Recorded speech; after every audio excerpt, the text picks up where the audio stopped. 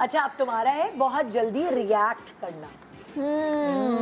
ये भी मुझे एज के साथ साथ आया है और आई थिंक ये मेरी लाइफ की one of the biggest learnings है कि जब मैं थोड़ी छोटी होती थी तो लेट से जैसे कोई भी उधार की कोई बात आ गई राइट, कि मुझे पता चल गया कि आगे से बंदे ने ये कहा है कि मैं तो अपना टाइम दे रहा था, तो मैं उस पर रिएक्ट नहीं करूँगी। उस टाइम पे मैं बोलूँगी बिल्कुल सही कह रहे हैं आप, बिल्कुल सही कह रहे हैं। फिर उस वक्त मैं रिएक्ट नहीं करूँगी, मैं फिर जाके अपनी स्ट्रैटेजी बनाऊंगी कि अब मैंने ये पैसे कैसे निकलवाने। अच्छा, ये तुम ये बात करियो अब की।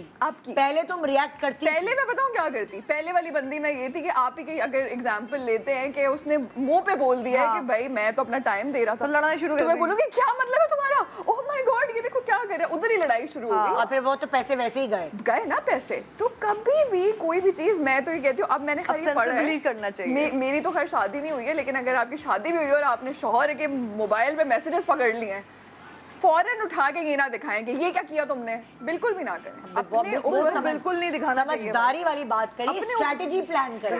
बिल्कुल आप ना अपने ऊपर इमोशनल कंट्रोल करें। ये मुझे बिजनेस करके इन चीज़ों का अंदाज़ा हुआ है कि कभी भी आपको, अगर आपका एम्प्लॉय, फिर उसके बाद मुझे कोई एम्प्लॉय जिसने चोरी की है, मैं जो डायरेक्ट जाके आपने किसी को नहीं पकड़ना, ना आपने शोर मचाना है, आपने खामोशी से, आपने देखा किसी ने आपको चीट कर दिया है, कुछ गलत कर दिया है, खामोशी से अपने इमोशंस को कंट्रोल में रखें और पहले तो रिलैक्स हों।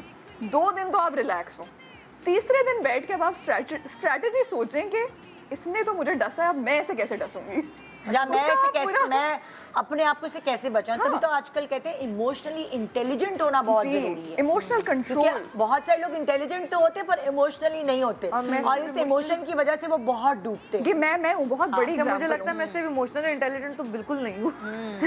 वो बहुत आजकल ये अच्छाई में आता है, इमोशनली इंटेलिजेंट। और मैं हर दिन ये सोचती हूँ नहीं आज मैंने अपने पे काबू रखना है, मैं पिछले से ज्यादा रिएक्ट कर जाती।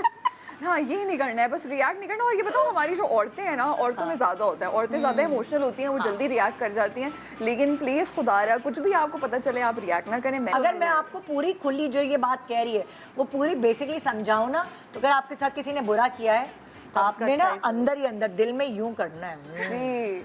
लेकिन आपको ये करने के लिए थोड़ा टाइम लेना पड़ेगा, आपको प्लान करना पड़ेगा क्या करना है। अब सिमिलरली जैसे पर मेरे साथ ये इशू है कि मैं 2-3 दिन बाद ना उस बात को भूल जाती हूँ, थोड़ा सा वो नहीं, तो इसका मतलब है वो बात बड़ी नहीं थी। अच्छी बात है कि आपने 2-3 दिन वेट कर लिया। 2-3 दिन बाद भी अगर आपको वो बात याद है, जैसे इन्हें इतने टाइम तक वो बात याद है, इसका मतलब है वो बात बहुत बड़ी बात है, राइट। तो भाई, तो हर चीज पे आप बस टाइम लें, उस टाइम पे तो आप रिएक्ट करें ही नहीं। या तो ये होगा कि आप भूल जाएंगे, आप माफ कर देंगे। उसके साथ किया है कि आपने उसका वो आपने माफ कर दिया, आपने अपने दिल में जो है बुग्ज और कीना रखना ही नहीं। आपने कहा ना कि मैं बदला किसी और तरह ले। अब सिंपल देखो, जैसे अब एम्प्लॉइज की लेट से बात आती है, मैं बिजनेस चलाती हूँ, ठीक है। अगर मुझे पता चल गया कोई मुझसे चोरी कर रहा है, ठीक है, तो मैंने क्या करना है, मैंने खामोश बैठना है, मैंने अब उसे मॉनिटर करना है कि वो कितनी चोरी कर रहा है और कहाँ से चोरी कर रहा है, और मैंने उसका हिसाब निकालना है, किसी भी तरह से उस बात को रिटर्न में लेके आना है। मैं और उसके बाद उसकी तनख्वाह से काटेगी, तनख्वाह से काटूंगी, या अगर मुझे पैसे भी उसने चोरी किए, खा गया और उसको निकाल भी दिया तो बाइज्जत बरी हो गया। अभी उसको रंगे हाथों पकड़ेगी या पुलिस को देगी या कुछ, ताकि नुकसान, लेकिन नेक्स्ट टाइम वो ये चीज ना करे। जी। इसी तरह सिमिलरली, खुदा ना खास्ता अगर आपके हस्बैंड को भी आपने पकड़ लिया है कि वो कुछ ऐसा कर रहे हैं, तो आप तो पहली बात है, आपने तो बिल्कुल इमोशनल नहीं होना। अगर आप उस पर फाइनेंशियली डिपेंडेंट हैं, खामोशी से बैठें, देख लिया आपने, कोई रोना धोना कोई काम नहीं करेगा, आप रिलैक्स हो, आप अपनी स्ट्रैटेजी सोचें। अच्छा, आई गेस फाइनेंशियली डिपेंडेंट हो या ना हो, वैसे भी हस्बैंड और वाइफ का रिश्ता इस तरह का है, जितना मजबूत उतना ही नाजुक भी है।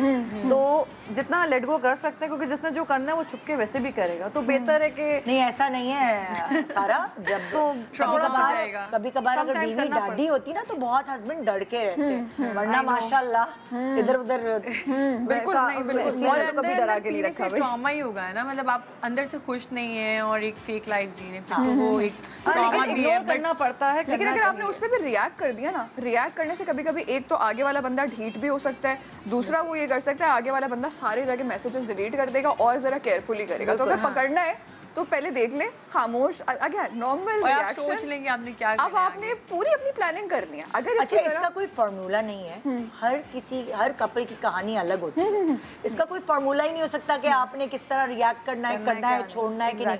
तो हर कपल की कहानी अलग है, वो अपने हिसाब से देखेगा। हमें नहीं पता कि आपकी कपल की कहानी क्या है।